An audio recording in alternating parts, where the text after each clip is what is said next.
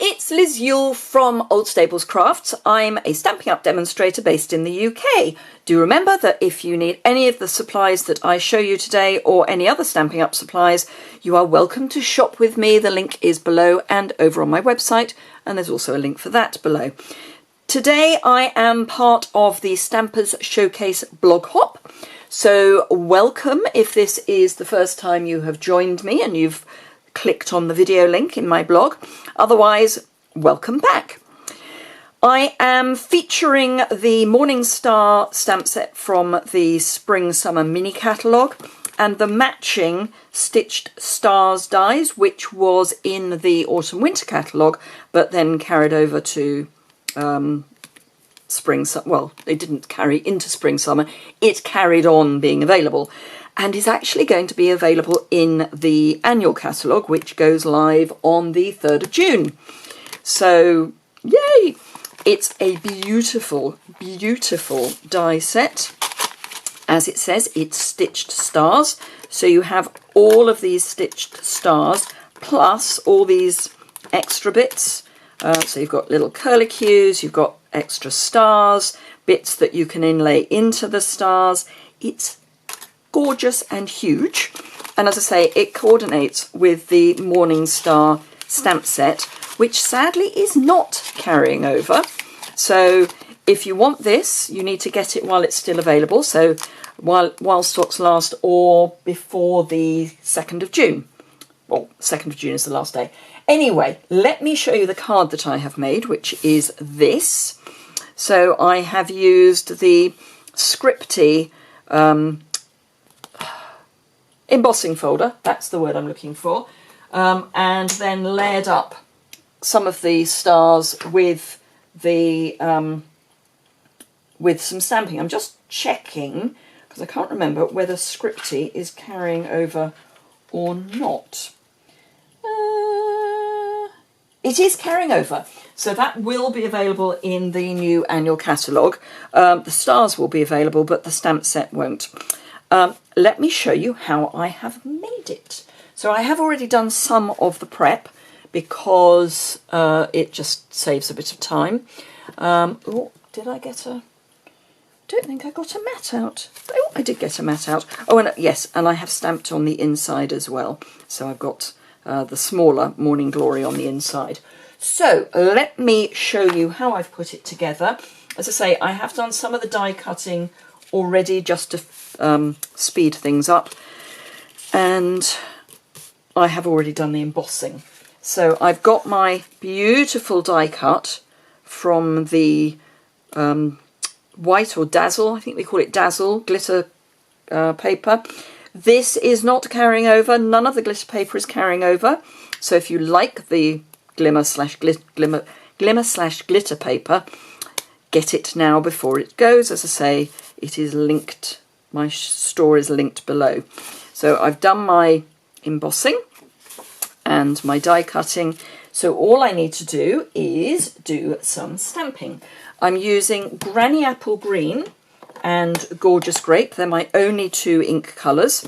So I'm going to start with Granny Apple Green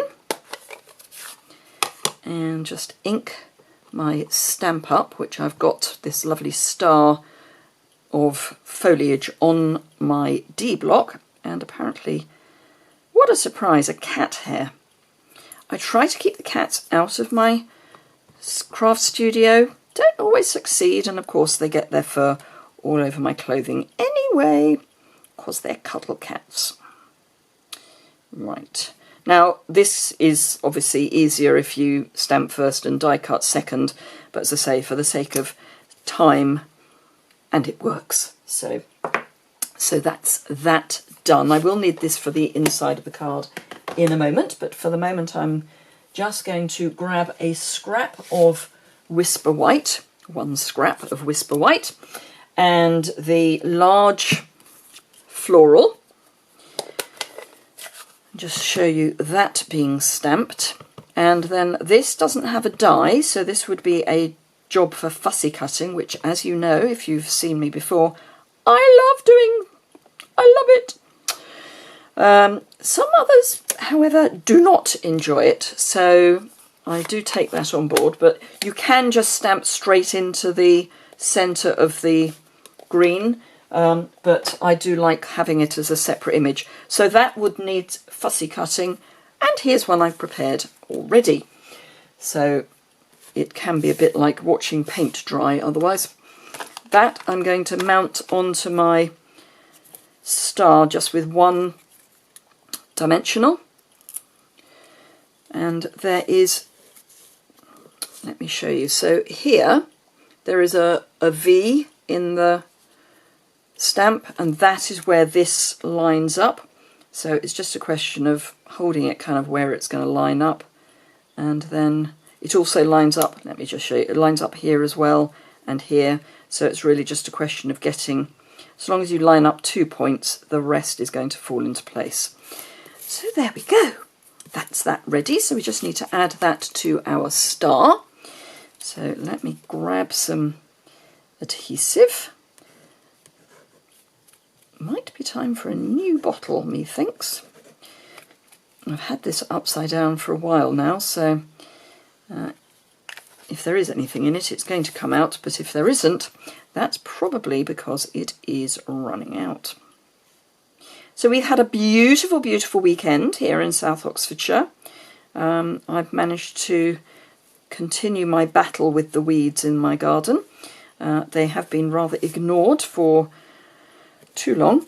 And now I'm going to make sure I win that battle. So that's that all done.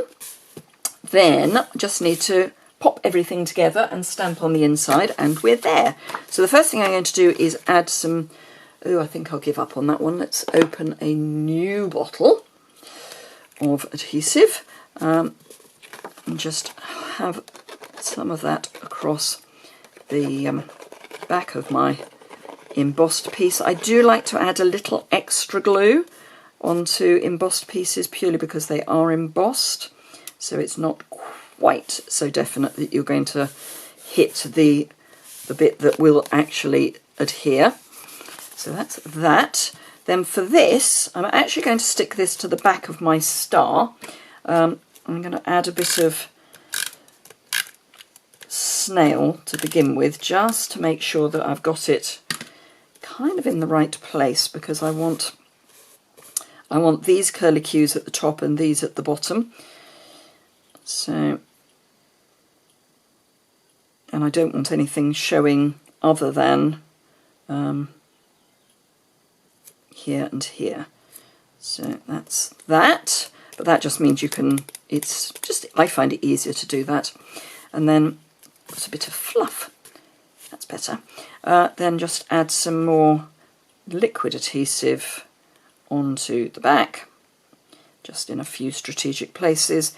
And strategic places for me will include the end of the swirl, so that doesn't get caught, the back of some of these little stars, so that's the end of a swirl. So just so that they don't, get caught on someone's hand or their, the cuff of their sleeve, that sort of thing, because you wouldn't want them to damage your beautiful card that you've made for them. And then just pop that onto our card. Hold that in place for a short moment. And then I will stamp the inside of the card and pop it all together. So I've got a half sheet of A4. I've cut it long and thin. You can cut it short and fat. It makes no difference to the final size of the card. You can still get the same number of cards out of your sheet of paper. So I did read somewhere on one of the Facebook groups that I'm a member of that the only way you could get two card bases out of one sheet of card was to cut them short and fat. So long as it's half, it really doesn't matter. So I've got the longer piece of vinery, and I want it to be slightly off the page at the bottom of the inside of my card. So that's that done. Hope you can see that. Let me bring it up a bit. And then I want to use the small bit of vinery that can then take the image of the flower. I'm going to have that just coming up there. So that's all my green done. And then grab my gorgeous grape again and my small Morning Glory. And again, we've got this V here that I can line up with. It's not quite so easy on a stamp as it is with a die cut, but it's fine. And then I'll just have another one just peeking in there as well, just for a bit of added colour. I need that, and let's remove that off there and pop the sentiment, which is "You are the best," and just add that to the inside of our card. That's all our stamping done. And let me get rid of my scrap. I can fold that and just get a nice crease with your bone folder, preferably with your card straight. That's better. And then all I need to do is add some liquid adhesive to the back of my mat, and this is Highland Heather. So I've got on here, I've got Purple Posy, Highland Heather and Gorgeous Grape. So I've got all of the mauve purple family on here. I did think about adding the tricolour ribbon, but it kind of detracted too much from the soft effect that I was looking for, which is why I added the glimmer paper instead. So there you are.